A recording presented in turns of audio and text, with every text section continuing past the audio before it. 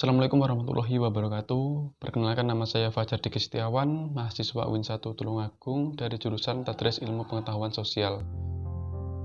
Di video kali ini saya akan membahas mengenai pengaruh interaksi sosial dalam ruang yang berbeda terhadap kehidupan sosial budaya.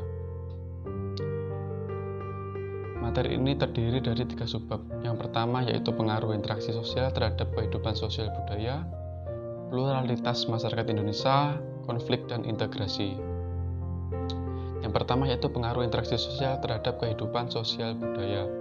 Interaksi sosial akan berbanding lurus dengan keselarasan dalam masyarakat. Hal itu disebabkan karena interaksi sosial akan memberikan pengaruh dalam aspek gotong royong, menghargai, menghormati, serta perdamaian. Aspek-aspek inilah yang akan membentuk struktur sosial yang akan menciptakan ketertiban dalam masyarakat. Interaksi sosial adalah hubungan sosial yang dinamis, menyangkut hubungan antara orang per orang, kelompok manusia, dan orang per orang dengan kelompok yang saling mempengaruhi di dalam hubungan timbal balik. Tidak selamanya interaksi berupa tindakan yang bersifat kerjasama. Tindakan pertengkaran pun termasuk interaksi sosial. Selain memiliki dampak positif, interaksi sosial juga memunculkan dampak negatif. Social order terbentuk apabila aturan-aturan sosial yang berlaku dipatuhi oleh masyarakat. Social order adalah kondisi keteraturan sosial yang tetap dan berlangsung secara terus-menerus. Sebaliknya, jika seseorang bertindak dan bertingkah laku tidak sesuai dengan aturan-aturan sosial, akan menciptakan kondisi yang tidak selaras. B. Pluralitas masyarakat Indonesia. Pengertian pluralitas dan penyebab pluralitas masyarakat Indonesia. Pengertian pluralitas ditinjau dan dimaknakan dari titik pandang dalam bahasa Indonesia. Pluralitas bisa diartikan sebagai paham yang menunjukkan adanya kemajemukan. Pluralitas adalah kondisi dalam masyarakat di mana ada perbedaan-perbedaan dalam berbagai bidang, terutama suku bangsa dan ras, agama dan kepercayaan, ideologi, adat kesopanan, serta situasi ekonomi atau pekerjaan. Yang B. Penyebab pluralitas masyarakat Indonesia. Yang pertama yaitu kondisi geografis wilayah Indonesia. Kondisi geografis wilayah Indonesia terdiri atas kurang lebih 3.000 pulau yang tersebar di sepanjang ekuator, kurang lebih 3.000 mil dari timur ke barat dan 1.000 mil dari utara selatan. Sehingga geografis tersebut merupakan faktor yang sangat besar pengaruhnya terhadap terjadinya pluralitas suku bangsa di Indonesia. Yang kedua, Indonesia terletak di antara Samudra Hindia dan Samudra Pasifik. Samudra Hindia dan Samudra Pasifik merupakan jalur perdagangan internasional yang sangat ramai. Keadaan itu menjadikan Indonesia sebagai lalu lintas perdagangan sehingga sangat mempengaruhi terciptanya pluralitas agama di dalam masyarakat Indonesia. Perbedaan iklim dan struktur. Iklim yang berbeda-beda dan struktur yang tidak sama di antara berbagai daerah di Indonesia telah mengakibatkan pluralitas regional. Perbedaan curah hujan dan kesuburan tanah merupakan kondisi yang menciptakan dua macam lingkungan ekologi yang berbeda. Wujud pluralitas pada masyarakat Indonesia. Pluralitas dalam aspek agama. Agama merupakan sistem keyakinan dan praktik keagamaan yang biasanya sudah dilakukan dan dirumuskan, dianut secara luas dan dipandang sebagai sesuatu yang benar. Agama mempersatukan orang-orang ke dalam satu kesatuan umat. Namun di sisi lain, agama juga memisahkan orang-orang ke dalam berbagai kelompok umat karena banyaknya agama yang ada di masyarakat. Dalam perkembangan di dunia, agama sering dijadikan alasan adanya konflik atau kekerasan. Banyak peristiwa besar di dunia ini yang melibatkan agama sebagai sumber konflik. Pada umumnya, setiap agama mengajarkan kepada pemeluknya bahwa iman dan keyakinan mereka sendirilah yang paling benar. B. Pluralitas dalam aspek budaya. Pluralitas budaya di Indonesia adalah salah satu bentuk kekayaan bangsa yang terdiri atas kebudayaan daerah dan kebudayaan nasional. Kebudayaan daerah merupakan modal utama untuk mengembangkan kebudayaan nasional. Kebudayaan nasional adalah puncak dari kebudayaan daerah yang ada di wilayah Indonesia. Pluralitas budaya di Indonesia mencakup bahasa dan kesenian. Setiap suku bangsa memiliki bahasa daerah yang berlainan. Di Indonesia terdapat sekitar 250 bahasa daerah yang digunakan sehari-hari oleh masyarakat. Bahasa daerah yang digunakan setiap hari disebut bahasa ibu. Bahasa ibu diajarkan sejak kecil oleh keluarga. C. Pluralitas dalam aspek ras atau fisik. Kata ras berasal dari bahasa Prancis dan Italia, yaitu fazza. Kata ini pertama kali diperkenalkan Valois Barnier, antropolog Prancis, untuk mengemukakan gagasan tentang perbedaan atau diferensiasi manusia berdasarkan kategori atau karakteristik warna kulit dan bentuk wajah. Adanya keragaman berdasarkan ras menimbulkan munculnya satu permasalahan tentang ras, yaitu adanya prasangka ras yang merupakan salah satu bagian dari etnosentrisme. Etnosentrisme adalah sifat yang menganggap bahwa cara hidup golongannya paling baik, sedangkan cara hidup golongan lain dianggap tidak baik dan kadang-kadang disertai perasaan menentang golongan lain. D. Pluralitas dalam aspek suku bangsa. Pluralitas atau keberagaman suku bangsa atau etnik merupakan perbedaan masyarakat berdasarkan kebudayaan. Masing-masing kebudayaan suku bangsa memiliki corak khas yang akan dapat dilihat dengan jelas oleh masyarakat di luar kelompok tersebut. Kelompok etnik diikat oleh asal keturunan atau nenek moyang, budaya, bahasa, kebangsaan, agama, atau perpaduan dari beberapa hal tersebut. Dalam masyarakat terdapat kelompok etnik minoritas dan mayoritas. Perbedaan suku bangsa wajib kita hargai dan hormati. Walau berbeda, jangan sampai menimbulkan perpecahan di antara kita. Dengan adanya perbedaan, kita tetap dapat menjalin kekuatan karena bangsa kita adalah bangsa yang besar. Persatuan dalam keragaman sangat penting untuk menciptakan kedamaian. E. Pluralitas dalam aspek pekerjaan atau mata pencarian. Perbedaan jenis pekerjaan atau mata pencarian juga menimbulkan dampak baik sisi positif ataupun negatif. Berikut merupakan pengaruh yang ditimbulkan karena adanya keragaman jenis mata pencarian di masyarakat. Yang pertama, perbedaan besaran pendapatan. Hal pertama yang dilihat dari perbedaan jenis pekerjaan atau mata pencarian adalah terkait perbedaan pendapatan atau penghasilan. Setiap masyarakat yang memiliki pekerjaan berbeda otomatis juga pendapatan yang berbeda. Yang kedua, perbedaan tingkat kesejahteraan. Tingkat kesejahteraan merupakan salah satu dampak adanya perbedaan tingkat pendapatan karena pengaruh keberagaman jenis mata pencarian. Seseorang yang memiliki pekerjaan mapan dengan pendapatan yang mencukupi kebutuhan hidupnya pasti secara ekonomi lebih sejahtera dibanding seseorang dengan pendapatan pas-pasan. 3. Perbedaan tingkat pendidikan. Adanya keragaman jenis mata pencarian masyarakat berpengaruh terhadap kemampuan suatu keluarga dalam mengakses pendidikan. Jika seseorang memiliki pekerjaan yang pendapatan yang tinggi, kemungkinan bisa mendapat pendidikan yang tinggi, begitu juga sebaliknya. 4. Perbedaan status sosial. Status sosial merupakan status yang diberikan oleh masyarakat kepada seseorang yang mereka anggap pantas menerima, misalnya seseorang yang memiliki pekerjaan dengan pendapatan yang cukup besar sehingga memiliki status sosial pada seseorang yang memiliki pekerjaan dengan pendapatan yang tidak begitu besar.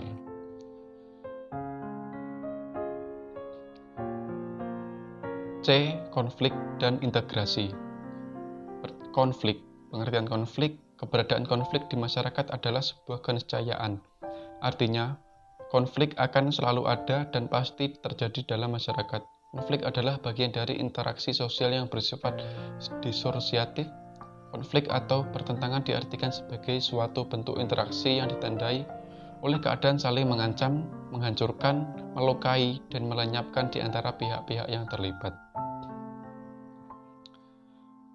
B. Bentuk-bentuk konflik. Konflik berdasarkan sifatnya.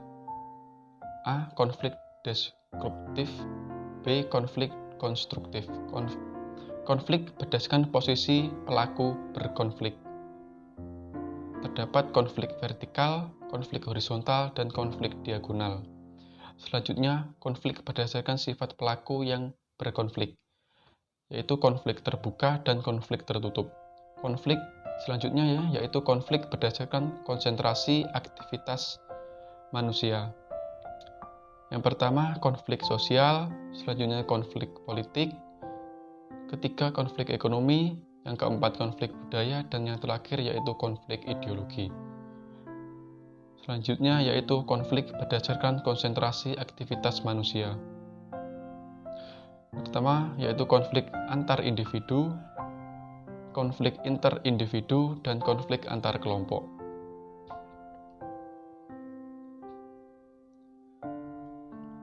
Penyebab munculnya konflik. 1.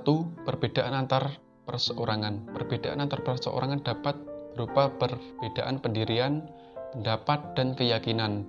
Hal ini karena manusia adalah individu yang unik atau istimewa. Karena tidak pernah ada kesamaan yang baku antara satu dengan yang lainnya. Perbedaan-perbedaan tersebut dapat menyebabkan terjadinya konflik. Perbedaan keyakinan dalam hal beragama juga sangat rawan menjadi pemicu konflik di tengah masyarakat. Yang kedua, perbedaan kebudayaan.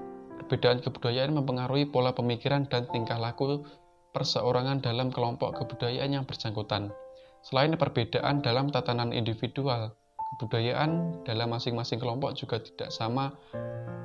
Perbedaan kebudayaan tidak hanya akan memicu konflik antar individu, tetapi juga konflik antar kelompok. Konflik yang berlatar belakang budaya dapat menjadi kekerasan. Yang ketiga, perbedaan kepentingan. Setiap individu memiliki kebutuhan dan kepentingan yang berbeda dalam melihat atau mengerjakan sesuatu. Demikian pula halnya dengan suatu kelompok tertentu yang akan memiliki kebutuhan dan kepentingan yang tidak sama dengan kelompok lain. Tidak jarang perbedaan kepentingan itu membuat mereka saling bersaing untuk merebutkan kesempatan, sarana, dan sumber daya yang dibutuhkan sehingga menimbulkan suatu konflik. Yang keempat, perubahan sosial. Perubahan sosial dalam sebuah masyarakat yang terjadi terlalu cepat dapat mengganggu keseimbangan sistem nilai dan norma yang berlaku dalam masyarakat tersebut. Konflik dapat terjadi karena adanya ketidaksesuaian antara harapan individu atau masyarakat dengan kenyataan sosial yang timbul akibat perubahan itu. Nilai-nilai yang berubah itu seperti nilai kegotong royongan berganti menjadi nilai kontrak kerja dengan upah yang disesuaikan dengan jenis pekerjaan. D. Wujud konflik dalam masyarakat. Yang pertama, konflik individual. Konflik individual terjadi apabila ada benturan kepentingan dalam diri seseorang antar individu. Pada umumnya konflik individual diawali perasaan tidak suka terhadap orang lain yang pada akhirnya melahirkan perasaan benci yang mendalam. Pada tahap awal, konflik individual hanya sebatas perasaan tidak suka terhadap orang lain. Yang kedua, konflik antar kelas atau antar kelompok sosial. Konflik antar kelas sosial adalah konflik yang berlangsung antara dua atau lebih kelas sosial dalam masyarakat. Konflik antar kelas sosial juga disebut sebagai konflik vertikal. Adapun konflik antar kelompok sosial adalah konflik yang berlangsung antara dua atau tiga kelompok atau golongan sosial dalam masyarakat. Konflik antar kelompok sosial juga sering disebut sebagai konflik horizontal. Yang ketiga, konflik rasial. Konflik rasial sudah berlangsung lama dalam sejarah kehidupan manusia. Konflik rasial terjadi ketika dua kelompok ras yang berbeda saling berselisih mengenai suatu persoalan. Salah satu faktor yang paling banyak memicu munculnya konflik rasial adalah kesenjangan sosial ekonomi. Kesenjangan sosial ekonomi tersebut berupa ketidakadilan dalam distribusi pendapatan dan kepemilikan aset ekonomi. Yang keempat, konflik politik. Dalam masalah politik merupakan aspek yang paling mudah menimbulkan gesekan-gesekan dalam masyarakat. Pada dasarnya, konflik politik disebabkan oleh dua hal, yaitu kemajemukan horizontal dan kemajemukan vertikal. Kemajemukan horizontal adalah struktur masyarakat majemuk secara kultural, suku bangsa, daerah, agama, dan ras. Kemajemukan vertikal ialah struktur masyarakat yang berbeda menurut pemilihan, kekayaan, pengetahuan, dan kekuasaan. 2. Integrasi. Pengertian integrasi. Kata integrasi berasal dari bahasa Inggris yaitu integration. Kata tersebut berarti pembaharuan, integrasi, hingga menjadi kesatuan yang utuh dan bulat. Integrasi suatu bangsa terjadi karena adanya perpaduan dari berbagai unsur seperti suku, bangsa, tradisi, kepercayaan atau agama, sosial budaya, dan budaya ekonomi, sehingga terwujud satu kesatuan wilayah, politik, ekonomi, sosial, dan budaya yang membentuk jati diri bangsa. B. Faktor-faktor pendorong dan penghambat integrasi nasional. Faktor-faktor pendorong integrasi nasional yang pertama, faktor sejarah yang menimbulkan rasa senasib dan seperjuangan. Yang kedua, keinginan untuk bersatu di kalangan bangsa Indonesia yang sesuai dengan pernyataan dalam Sumpah Pemuda tanggal 28 Oktober 1928. Yang ketiga, rasa cinta tanah air di kalangan bangsa Indonesia dibuktikan dalam perjuangan merebut, menegakkan, dan mengisi kemerdekaan. Faktor-faktor penghambat integrasi nasional. Yang pertama, masyarakat Indonesia yang heterogen atau plural atau beraneka ragam. Dalam faktor-faktor kesukubangsaan dengan masing-masing kebudayaan daerahnya, bahasa daerah, agama yang dianut, dan ras. Yang kedua, wilayah negara Indonesia yang begitu luas, terdiri atas ribuan pulau yang dikelilingi oleh lautan luas. Yang ketiga, besarnya kemungkinan ancaman, tantangan, hambatan, dan gangguan yang merongrong keutuhan, kesatuan, dan persatuan bangsa, baik yang berasal dari dalam maupun luar negeri. C. Upaya menjaga integrasi bangsa. Masalah integrasi bangsa merupakan persoalan yang dialami hampir semua negara, termasuk Indonesia. Hal ini disebabkan karena mendirikan negara berarti menyatukan orang-orang dengan segala perbedaan yang ada menjadi satu etnis kebangsaan yang baru menyertai berdirinya negara tersebut. Indonesia sebagai negara kesatuan pada dasarnya dapat mengandung potensi kerawanan akibat pluralitas suku bangsa, bahasa, agama, ras, dan etnis golongan. 3. Permasalahan akibat konflik.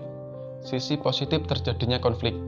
Yang pertama, bertambahnya solidaritas anggota kelompok yang berkonflik. Jika suatu kelompok terlibat konflik dengan kelompok lain, maka solidaritas sama anggota kelompok tersebut akan meningkat. Yang kedua, munculnya kompromi baru apabila pihak yang berkonflik dalam kekuatan seimbang. Misalnya, ada kesadaran dari pihak yang berkonflik untuk bersatu kembali karena dirasakan konflik yang berlalu tidak membawa keuntungan. Yang ketiga, membantu menghidupkan kembali norma-norma lama dan menciptakan norma-norma baru. B. Sisi negatif terjadinya konflik. Yang pertama, menimbulkan keretakan hubungan antar individu atau kelompok. Jika konflik terjadi dalam satu kelompok yang sama, maka setiap anggota berusaha menjatuhkan kelompok lain dalam kelompok yang sama itu. Yang kedua, adanya perubahan kepribadian seseorang seperti selalu memunculkan rasa curiga, rasa benci, dan akhirnya dapat berubah menjadi tindakan kekerasan. Yang ketiga, hancurnya harta benda dan korban jiwa. Jika konflik berubah menjadi tindakan kekerasan, setiap konflik yang terjadi umumnya membawa kehancuran bagi lingkungan sekitar. Yang keempat, cara mengatasi konflik. Yang pertama, konsiliasi. Konsiliasi merupakan bentuk pengendalian konflik yang pertama dan utama. Konsiliasi adalah usaha mempertemukan keinginan dari pihak-pihak yang mengalami konflik demi tercapainya tujuan bersama. B. Arbitrase atau perwasitan. Arbitrase merupakan bentuk penyelesaian konflik yang menggunakan jasa penengah. Arbitrase adalah suatu usaha penyelesaian konflik yang dilakukan dengan bantuan pihak ketiga. Seperti halnya dalam mediasi, pihak ketiga dalam arbitrasi juga dipilih oleh pihak-pihak yang terlibat konflik. C. Mediasi. Mediasi merupakan cara pengendalian konflik dengan cara meminta bantuan pihak ketiga sebagai penasihat. Jadi mediasi adalah suatu usaha kompromi yang tidak dilakukan sendiri secara langsung.